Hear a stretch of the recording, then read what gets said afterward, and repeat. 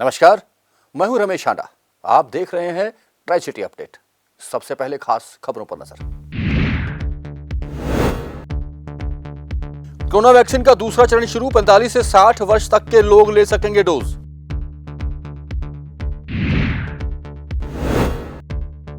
पूर्व डीजीपी सैनी व आईजी उमरानंगर को बैवलकला गोली कांड मामले में हाईकोर्ट से मिली जमानत।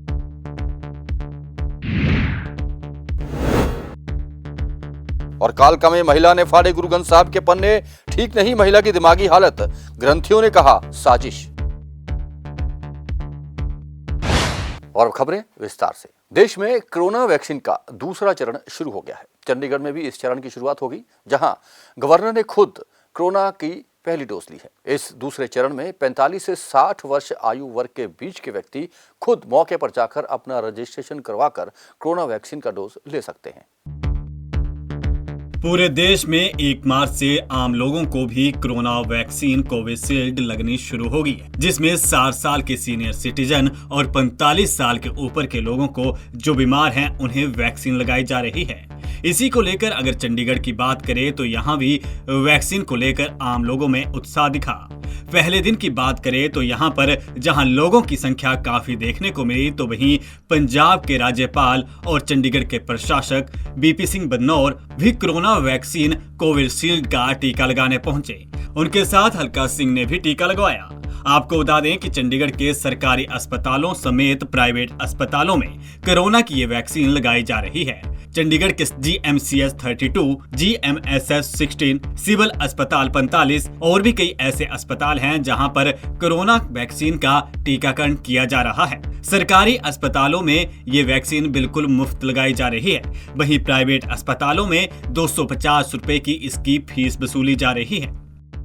वॉक इन पे ही आज सारा कुछ चल रहा है। जो भी रजिस्ट्रेशन है वेरीफाई यहीं पे होगी और यहीं पे इंजेक्शन लग जाता है। वैक्सीन भी उसी वक्त लग रही है। जैसे ही रजिस्ट्रेशन हो जाएगी जी, साथ ही वैक्सीन शुरू हो जाएगी। सुबह रजिस्ट्रेशन कराया था और अब इंजेक्शन लग गया और बिल्कुल ठीक लगा और नीट एंड क्लीन है, सब अच्छा है। मुझे अच्छा फील हो रहा है। लोगों को क्या मैसेज देना चाहती हैं? लोगों को मैसेज देना चाहती हूँ, सबको लगवाना चाहिए, वैक्सीनेशन सबको कराना चाहिए। कितनी बार आप दूसरा इंजेक्शन कब लगेगा? अभी 28 मार्च को लगेगा। And here the procedure is very quick and we are free within no time and everybody must avail the services provided by the government and there should be no inhibition about the vaccination and it will be very helpful. Madam, लोगों को कुछ संदेश इसके बारे में बड़ी भ्रांतियां हैं कि इंजेक्शन जल्दी बना है इसके। They should shed it. I think more and more people are now going in for it and today PM Modi has also gone, sir has gone for this vaccination and I think the people will be following him and it will be all right.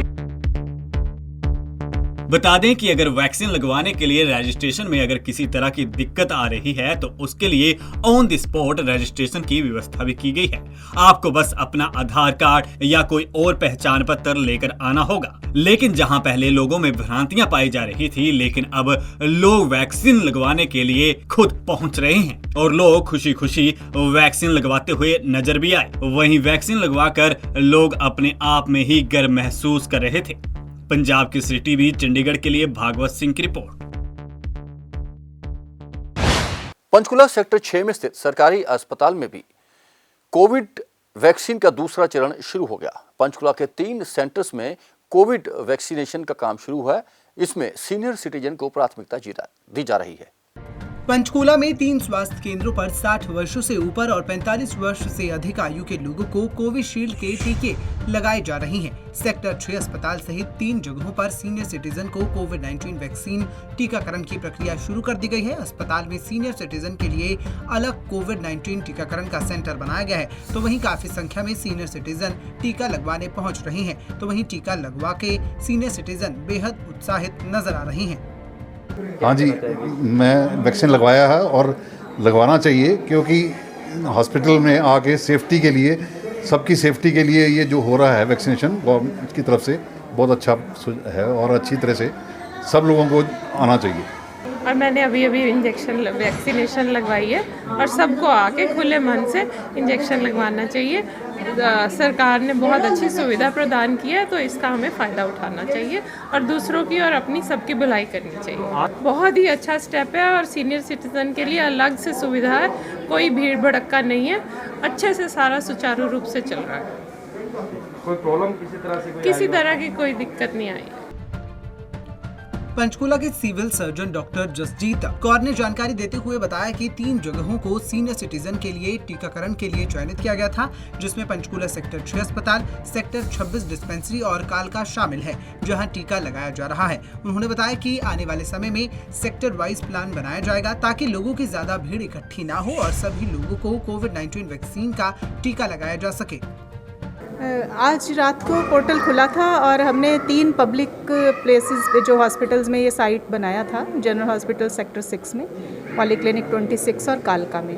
और आज के दिन में हम जो mobilised population है या जो भी खुद आके लगवाना चाहे उनको वैक्सीन लगाएंगे। कुछ हम पोर्टल भी नया है और आज के दिन में हम थोड़ा सा आगे के लिए शेड्यूल भी बनाना शुरू कर रहे हैं, तो 1-2 दिन ट्रेनिंग्स में और प्राइवेट सेक्टर के जो सारे इश्यूज़ को आयरन आउट करने में लग जाएंगे।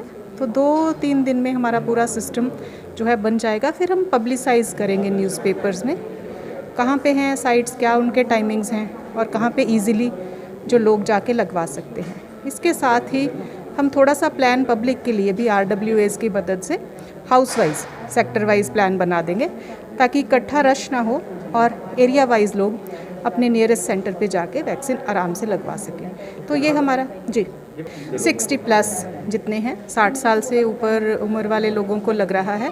साथ ही हम 45 से 59, क्योंकि उनका एक ख़ास एक सर्टिफिकेट प्रिस्क्रिप्शन चाहिए, वो भी शुरू कर देंगे। वो 1-2 दिन अखबारों में आने के बाद लोगों को समझ आ जाएगा ताकि वो सर्टिफिकेट वो अवेल कर लें अपने प्रैक्टिशनर से, और उसके साथ साथ उनका भी हम प्लान बना देंगे। लाभार्थियों को सुविधा देने के लिए सरकार ऑनलाइन पंजीकरण कोविड 2.0 के नाम से जल्द ही पोर्टल लॉन्च कर दिया जाएगा। इसके बाद लाभार्थी खुद इस पर अपना रजिस्ट्रेशन करवा सकेंगे। इसके साथ ही अपने रजिस्टर्ड मोबाइल नंबर से अधिकतम 4 सदस्यों का भी टीकाकरण के लिए पंजीकरण करवा सकेंगे। पंजाब केसरी टीवी चंडीगढ़ के लिए पंचकूला से ब्यूरो रिपोर्ट। गुरु ग्रंथ साहब की बेअदबी के बाद बहबल कला में प्रदर्शन कर रहे लोगों पर हुई गोलीबारी के बाद दर्ज मामले में हाई कोर्ट से पूर्व डीजीपी सुमेश सिंह सैनी और बर्खास्त चल रहे आईजी उमरा नंगल को जमानत मिल गई है। दोनों को फरीदकोट की कोर्ट से जमानत न मिलने के बाद हाई कोर्ट आना पड़ा था। हाई कोर्ट में जिरा करते हुए एक पक्ष ने कहा कि दोनों को जमानत न दी जाए क्योंकि ये दोनों ही जांच में शामिल नहीं हो रहे। दूसरी तरफ सैनी के वकीलों का यह कहना था कि चूंकि उन्हें खतरा है कि जब मामले की जांच के लिए ये लोग जाएंगे तो इन्हें गिरफ्तार कर लिया जाएगा, इसलिए इन्हें जमानत का लाभ मिलना चाहिए। कुल मिलाकर हाई कोर्ट ने दोनों को बड़ी राहत दी है। पंचकुला के कालका में स्थित गुरुद्वारा साहब में एक महिला द्वारा गुरु ग्रंथ साहब के पन्ने फाड़ने का सनसनीखेज मामला सामने आया है। यह सारी घटना सीसीटीवी कैमरे में कैद हो गई है। लोगों का कहना है कि महिला की दिमागी हालत ठीक नहीं है। वहीं गुरुद्वारा नाडा साहब के ग्रंथियों और अन्य सिख समुदाय का कहना था कि यह सोची समझी एक साजिश है जिसकी उच्च स्तरीय जांच होनी चाहिए। इस संबंध में पंचकुला में आकर ग्रंथियों ने एक ज्ञापन भी पुलिस अधिकारी को सौंपा है। पंचकुला के कालका में कालका माता मंदिर के सामने स्थित श्री गुरुद्वारा सिंह सभा में एक महिला द्वारा गुरु ग्रंथ साहब की अंग फाड़ने का मामला सामने आया है। ये सारा मामला गुरुद्वारा में लगे सीसीटीवी कैमरे में रिकॉर्ड हो गया। घटना के बाद गुरुद्वारा प्रबंधक कमेटी और सिख श्रद्धालुओं में रोष देखने को मिल रहा है। इस घटना को अंजाम देने वाली महिला मानसिक रूप से बीमार बताई जा रही है, लेकिन श्री गुरुद्वारा नाडा साहब के मुख्य ग्रंथी आज इस घटना को लेकर पंचकुला के डीसीपी और उपायुक्त से मिले। उन्होंने इस मामले की गंभीरता से जांच करने और गुरु ग्रंथ साहब की बेअदबी करने वाली महिला के खिलाफ सख्त से सख्त कार्रवाई करने की मांग की। बहुत ही कल तकरीबन 12-12:15 वजे गुरुद्वारा सिंह सभा कालका विच बहुत ही दुखदाई घटना वापरी है। साडे वास्ते बहुत साडे हिरदे विरुद्धे गए है कि एक लेडी जी ने अंदर वड़ के ते गुरु ग्रंथ साहब की जो बेअदबी की है। तो दुख इस गल का भी है भी इहो जी घटना बहुत थावां ते वापरियां ने, पर बाद विच उहनूं मेंटल करार पुलिस वालों दिता जाता भी ये मेंटल है जां डॉक्टरां वालों। ਦੇਖੋ ਇਹ ਮੈਂਟਲ ਜਿਹੜੇ ਨੇ ਕਿ ਇਹ ਗੁਰਦੁਆਰਿਆਂ ਤੇ ਆਣ ਕੇ ਹਮਲਾ ਕਿਉਂ ਕਰਦੇ ਆ, ਇਹ ਹੋਰ ਕਿਤੇ ਕਿਉਂ ਨਹੀਂ ਜਾਂਦੇ। ਮੇਰੀ ਬੇਨਤੀ ਹੈ, ਚਲੋ ਅਸੀਂ ਆਪਣਾ ਡੀ ਸੀ ਸਾਹਿਬ ਬਹੁਤ ਹੀ ਵਧੀਆ ਬੰਦੇ ਨੇ, ਉਹਨਾਂ ਨੇ ਕੱਲ੍ਹ ਸਾਨੂੰ ਜਦੋਂ ਪਤਾ ਲੱਗਿਆ ਕੱਲ੍ਹ ਤੇ ਅਸੀਂ ਜਾ ਕੇ ਬੇਦੀ ਸਾਹਿਬ ਨੇ ਸਾਨੂੰ ਫੋਨ ਕੀਤਾ, ਵੀਡੀਓ ਭੇਜੀਆਂ ਵੀ ਆਹ ਘਟਨਾ ਇੱਥੇ ਵਾਪਰੀ ਹੈ। ਅਸੀਂ ਉੱਥੇ ਪਹੁੰਚੇ ਤੇ ਡੀ ਸਾਹਿਬ ਨੂੰ ਫੋਨ ਕੀਤਾ, ਉਹਨੇ ਐਸਪੀ ਸਾਹਿਬ ਨੂੰ ਫੋਨ ਕੀਤਾ, ਤੁਰੰਤ ਜਿਹੜੀ ਉੱਤੇ ਕਾਰਵਾਈ ਹੋਈ, ਉੱਤੇ ਪਰਚਾ ਦਰਜ ਕਰਾਇਆ। ਅਸੀਂ ਜਾ ਕੇ ਰਾਤੀ ਅਸੀਂ ਉੱਥੋਂ 3 ਵਜੇ ਵਾਪਸ ਆਏ ਹਾਂ ਸਾਰੀ ਕਾਰਵਾਈ ਕਰਾ ਕੇ। ਉੱਥੋਂ ਫਿਰ ਅਸੀਂ ਐਸਓ ਸਾਹਿਬ ਨੂੰ ਕਿਹਾ ਵੀ ਇਹਨੂੰ ਚੱਕ ਕੇ ਲਿਆਓ ਉਹਨਾਂ ਨੂੰ। ਉਹ ਉੱਥੇ ਲੇਡੀ ਜੀ ਦਾਖਲ ਹੈ ਉੱਥੇ ਹਸਪਤਾਲ 'ਚ, ਤੇ ਉਹਦੇ ਹਸਬੈਂਡ ਨੂੰ ਚੱਕ ਕੇ ਲਿਆਂਦਾ ਗਿਆ ਜੀ। ਤੇ ਉਹਦੀ ਅਸੀਂ ਕਿਹਾ ਵੀ ਇਹਦੀ ਪੂਰੀ ਇਨਕੁਆਇਰੀ ਕਰੋ ਵੀ ਇਹ ਹੈ ਕੌਣ ਨੇ, ਵੀ ਇਹ ਗਲਤ ਅਨਸਾਰ ਹੈ ਕੀ ਹੈ, ਸਾਰਾ ਇਹਨਾਂ ਬੈਕਗਰਾਊਂਡ ਕਿੱਦਾਂ, ਮਤਲਬ ਕੋਈ ਸਾਜ਼ਿਸ਼ ਨਹੀਂ ਬਹੁਤ ਵੱਡੀ ਜਿਹੜੀ ਇਹ ਕੰਮ ਹੋਇਆ। ਤੇ ਹੁਣ ਅਸੀਂ ਡੀ ਸਾਹਿਬ ਨੂੰ ਅੱਜ ਮੰਗ ਪੱਤਰ ਦਿੱਤਾ, ਸਾਰੀ ਸੰਗਤਾਂ ਪੰਜੋਰ ਕਾਲਕਾਂ ਦੀਆਂ ਸਾਰੀ ਸਾਡੇ ਨਾਲ ਨੇ, ਤੇ ਐਸਪੀ ਸਾਹਿਬ ਨੂੰ ਹੁਣ ਆਪਾਂ ਮਿਲੇ ਹਾਂ। ਉਹਨਾਂ ਨੇ ਸਾਨੂੰ ਪੂਰਾ ਭਰੋਸਾ ਦਿਵਾਇਆ ਕਿ ਜਿੱਥੇ ਜਿੱਥੇ ਕਿਸੇ ਨੇ ਗਲਤੀ ਕੀਤੀ ਹੈ, ਕੁਤਾਹੀ ਕੀਤੀ ਹੈ, ਭਾਵੇਂ ਉਹ ਸਾਡੇ ਮੁਲਾਜ਼ਮ ਹੋਣ ਤੇ ਭਾਵੇਂ ਉਹ ਜਿਨ੍ਹਾਂ ਨੇ ਇਹ ਦੁਖਦਾਈ ਘਟਨਾ ਜਿਹੜੀ ਇਹ ਕੀਤੀ ਹੈ ਉਹ ਹੋਣ, ਉਹਨਾਂ 'ਤੇ ਸਖਤ ਤੋਂ ਸਖਤ ਕਾਰਵਾਈ ਜਿਹੜੀ ਕਰਨ ਦਾ ਭਰੋਸਾ ਜਿਹੜਾ ਸਾਨੂੰ ਪ੍ਰਸ਼ਾਸਨ ਨੇ ਦਿੱਤਾ। ਜੋ ਕਾਲਕਾ ਵਿਖੇ ਜ਼ਿਲ੍ਹਾ ਪੰਚਕੂਲਾ ਆਪਣਾ ਗੁਰੂ ਗ੍ਰੰਥ ਸਾਹਿਬ ਦੀ ਬੇਅਦਬੀ ਹੋਈ ਹੈ, ਉਹਦੇ ਬਾਰੇ ਕੁਝ ਗੱਲਾਂ ਸਾਂਝੀਆਂ ਕਰਨਾ ਚਾਹੁੰਦਾ ਹਾਂ ਮੈਂ ਸਿੱਖ ਸੰਗਤਾਂ ਦੇ ਨਾਲ। ਇਹ ਗੁਰੂ ਗ੍ਰੰਥ ਸਾਹਿਬ ਦੀਆਂ ਬੇਅਦਬੀਆਂ 99 ਦੇ 99 ਪਿੰਡਾਂ 'ਚ ਦੇਖਣ ਨੂੰ ਮਿਲਦੀਆਂ ਸਾਨੂੰ। ਤੋਂ ਮੈਂ ਸੰਗਤਾਂ ਨੂੰ ਇਹੀ ਕਹਿਣਾ ਚਾਹੂੰਗਾ ਵੀ ਆਪਣਾ ਗੁਰਦੁਆਰਾ ਸਾਹਿਬ ਪੂਰਾ ਪਹਿਰਾ ਰਹੇ, ਗੁਰੂ ਗ੍ਰੰਥ ਸਾਹਿਬ ਦੇ ਹੁਕਮਨਾਮੇ 'ਤੇ ਰਹੇ। ਸਾਡਾ ਹੱਕ ਬਣਦਾ ਆਪਣੀ ਬਾਪ ਦੀ ਰੱਖਿਆ ਕਰਨਾ, ਇਹ ਨਹੀਂ ਸਾਡਾ ਹੱਕ ਬਣਦਾ ਕਿ ਅਸੀਂ ਬੇਅਦਬੀਆਂ ਕਰਾਵਣ। ਔਰ ਸਾਡੇ ਨਾਲ ਹੁਣ ਤੱਕ ਹੁੰਦਾ ਆਇਆ, ਹੁਣ ਤੱਕ ਸਾਨੂੰ ਨਾ ਪ੍ਰਸ਼ਾਸਨ ਨੇ ਹੱਕ ਸਾਡਾ ਦਿਆ, ਨਾ ਹੁਣ ਦੇਣਗੇ ਜਾਂ ਨਹੀਂ ਦੇਣਗੇ, ਇਹ ਸਮਾਂ ਦੱਸੇਗਾ। ਤਾਂ ਮੈਂ ਤੁਹਾਡੇ ਮੀਡੀਆ ਦੇ ਰਾਹੀਂ ਇਹੀ ਕਹਿਣਾ ਚਾਹੁੰਦਾ ਸਾਰੀ ਸਿੱਖ ਜਨਤਾ ਨੂੰ ਵੀ ਸਾਨੂੰ ਆਪਣਾ ਹੱਕ ਆਪ ਲੈਣਾ ਪੈਣਾ। ਸਾਡੇ ਬਾਪ ਦੀ ਬੇਅਦਬੀ ਕਰਦੇ ਆ, ਅਸੀਂ ਇਹਨੂੰ ਦੋਸ਼ੀਆਂ ਨੂੰ ਨਹੀਂ ਬਖਸ਼ਾਂਗੇ। ਅਸੀਂ ਹੁਣ ਚੈਲੰਜ ਕਰਦੇ ਆ, ਜੀ ਛੱਡ ਕੇ ਜਿਹਨੂੰ ਵੀ ਕੋਈ ਸ਼ੰਕਿਆ ਹੋਵੇ ਸਾਨੂੰ ਆ ਕੇ ਮਿਲਣ। ਮੇਰਾ ਨਾਮ ਮਨਦੀਪ ਸਿੰਘ ਹੈ, ਮੇਰਾ ਮੋਬਾਈਲ 780474 56820। ਜਿਹੜਾ ਕਹਿੰਦਾ ਨਾ ਵੀ ਹਾਂ ਮੈਂ ਰਾਜਾ, ਵੀ ਮੈਂ ਇੱਦਾਂ ਕਰੂੰਗਾ, ਮੇਰੇ ਨਾਲ ਆ ਕੇ ਮਿਲੇ। ਅਸੀਂ ਉਹਨਾਂ ਨੂੰ ਪੂਰਾ ਸੱਦਾ ਦਿੰਦੇ ਆ ਵੀ ਚੜ੍ਹ ਕੇ ਆਵੇ, ਅਸੀਂ ਫਿਰ ਦੱਸਾਂਗੇ ਵੀ ਗੁਰੂ ਦੀ ਬੇਅਦਬੀ ਕਿੱਦਾਂ ਹੁੰਦੀ ਹੈ।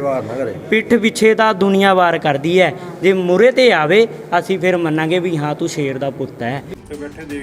बहरहाल अब देखना ये होगा कि प्रशासन द्वारा क्या कदम उठाए जाते हैं। Bureau report, Punjab Kesari TV, Chandigarh. Panchkula sector 5 में स्थित हरियाणा के टीजीटी इंग्लिश टीचर उम्मीदवारों में भर्ती पूरी करवाने को लेकर सरकार के खिलाफ प्रदर्शन किया। इस प्रदर्शन में संस्कृत के टीचर और किसान मोर्चा ने भी इनका समर्थन किया। यह लोग हरियाणा विधानसभा का घेराव करना चाहते थे, लेकिन रास्ते में इन्हें रोक लिया गया, जहां पुलिस से इनकी झड़प भी हुई।